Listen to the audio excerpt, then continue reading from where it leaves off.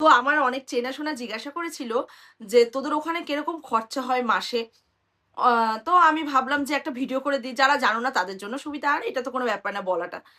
তো আমাদের মাসে খরচা কিরকম বলো তো? জাপানে বা বিদেশে থাকতে গেলে হাজব্যান্ড ওয়াইফ দুজনকেই কাজ করতে হয়, তাহলে একটু সেভিংসটা সবার ভালো হয়, তাই না? এটা তো আর মিথ্যে কথা বলে আমার লাভ নেই। আর আমি যেহেতু কাজ করি না, হ্যাঁ, সেই জন্য আরো বেশি অসুবিধা হয়ে যায় আমাদেরটা।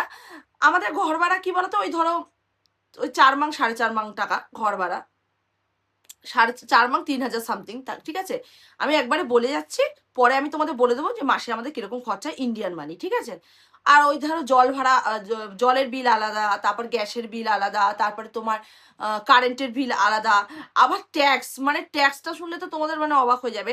সবাই যা কাজ করে, যা স্যালারি পায় তার হাফই মানে ট্যাক্সে কেটে নেয়, এরকম মানে সবার কেটে কুটে যখন হাতে টাকাটা আসে, ওদের আর ট্যাক্স দেখলে সবার মাথায় হাত পড়ে যায়। সব কিছুতে জাপানে ট্যাক্স কাটে, হ্যাঁ।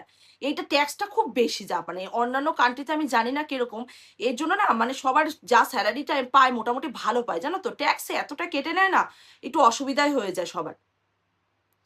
তো আমাদের সব কিছু মিলে ধরো ওই মাসে খরচা হয় 21 মাং 22 মাং, 21 মাং টাকা তো হয় আমাদের, ঠিক আছে? তো সেটাতে আমাদের ইন্ডিয়ান মানি ওই 1,26,000 টাকা মতো। আর যদি কোথাও ঘুরতে যায় সেই মাসে, তাহলে আর বললাম না, ওটা আরো আরো ধরে নাও। হ্যাঁ, তার জন্য আমাদের একটু ঘোরাফেরা একটু কমই চলে। তবে হ্যাঁ, আমরা কি বলতো, ওই যে মানে বাচ্চা কাচ্চা থাকলে কি বলতো, তো হিসাব করে চলা যায় না।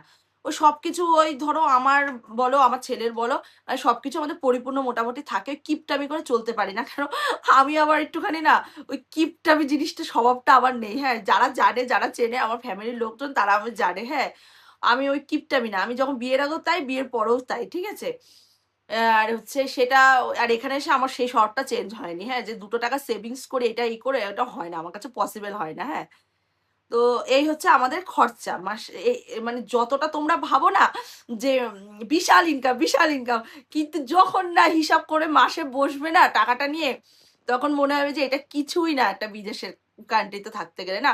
সবাই দুটো পয়সা ভাবে কি এসে সেভিংস করব, এই করব, ওই করব, না। যখন তুমি ফ্যামিলি নিয়ে এসে ফ্যামিলিতে যদি ওই একজন কাজ করে আর ফ্যামিলি সবাই বসে থাকে, ওটা খুব টাফ হয়ে যায়।